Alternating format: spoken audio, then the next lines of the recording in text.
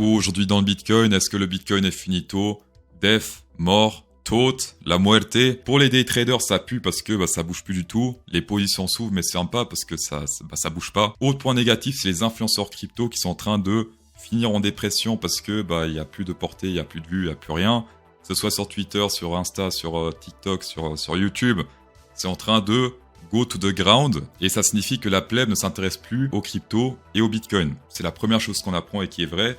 Il faut investir en général quand les gens ne s'intéressent pas, et vendre quand les gens s'intéressent, quand il y a une FOMO. Quand la boulangère parle de Bitcoin, c'est là en général qu'il faut vendre. On a très peu de volatilité, ça fait très longtemps qu'on n'a pas eu un truc comme ça.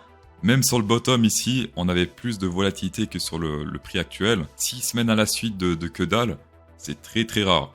En tout cas à ce niveau-là. Quand on ne sait pas où on est, ce qu'il faut faire, c'est dézoomer, tout simplement comme sur Google Maps, pour savoir au final où on est.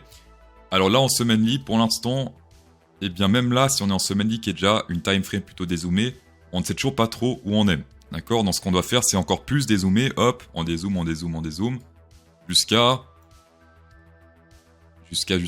2010. Qu'est-ce qu'on peut constater sur ce graphe?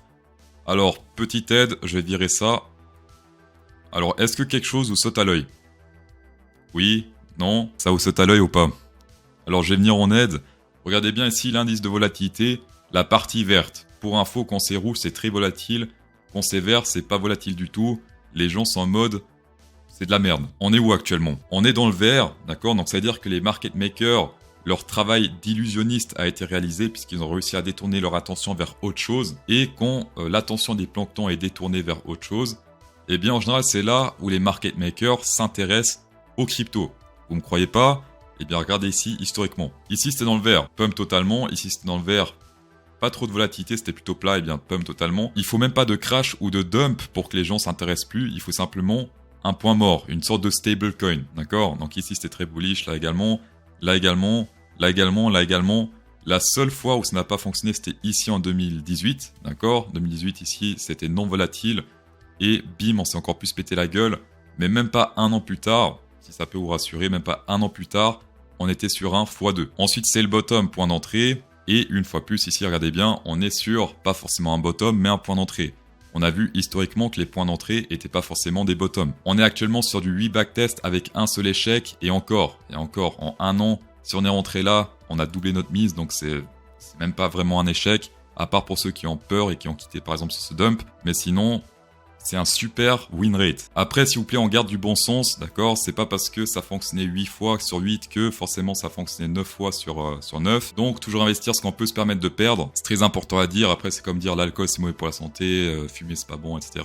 La seule chose à dire à tous ceux qui sont encore là sur la chaîne de CryptoSauce, c'est bravo parce que vous faites partie officiellement de la minorité. Vous faites partie de ceux qui achètent dans ces zones vertes, tout simplement, et vous n'êtes pas nombreux. Vous faites peut-être partie des 10%, peut-être même des 5%. Pour ceux qui tradent en daily, en jourly, on peut très bien faire encore quelques petits dumps.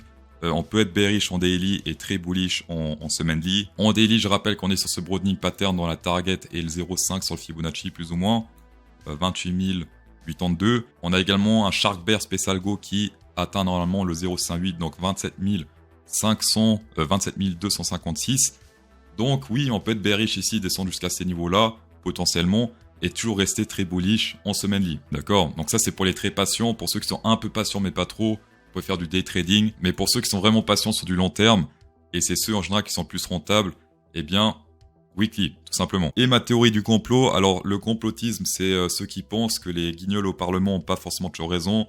C'est que ici, les dauphins, d'accord? Les dauphins, en fait, c'est des whales. Des whales cachés, c'est des whales qui font des petits ordres, plein de petits ordres, pour passer pour des dauphins, et ils ont fait dumper le prix comme ça, et on peut voir que depuis très peu, eh bien les dauphins achètent doucement mais sûrement. Donc c'est la première fois que ça monte comme ça chez les dauphins, reste à voir par la suite, mais c'est la première fois en tout cas que, durant tout ce range un peu ennuyeux, ils achètent. Ce que j'ai fait là, tout ce qui est bearish, c'est plutôt analyse graphique, et ce qui est plutôt bullish, en tout cas sur du court terme, c'est l'analyse on-chain.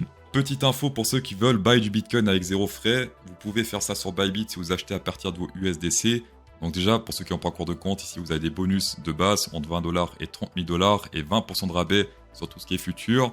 Et ensuite sur Bybit, ce que vous faites, vous allez sur la page Spot, Trade Spot, et vous faites BTC USDC et non pas BTC USDT, d'accord? Parce qu'avec USDC, vous avez 0 frais. Donc là, vous allez vraiment recevoir la totalité du montant investi, alors que normalement, c'est 0,1 sur toutes les plateformes spot. 0,1 c'est pas rien, donc c'est mieux de faire en USDC sur Bybit. Une fois que vous avez acheté vos bitcoins, vous mettez tout ça sur un cold wallet, c'est le plus sécurisé. Je sais qu'il y a certains qui ont la flemme de faire ça, à vos risques et périls, mais pour ceux qui ont la flemme de faire ça, il y a un petit avantage que vous pouvez faire ici sur Bybit, c'est gagner des intérêts. Simplement ici sur Finance, cliquez Finance, il me semble que c'est Bybit Savings ici, et vous pouvez gagner des petits intérêts par rapport au bitcoin que vous holdez sur Bybit. 1,8% c'est pas énorme. D'accord, c'est pas incroyable, mais c'est toujours ça se refuse pas. Dans tous les cas, merci d'avoir checké cette vidéo, c'est toujours un plaisir. Insérez un pouce bleu dans cette vidéo pour incrémenter encore plus le plaisir, et bonne soirée.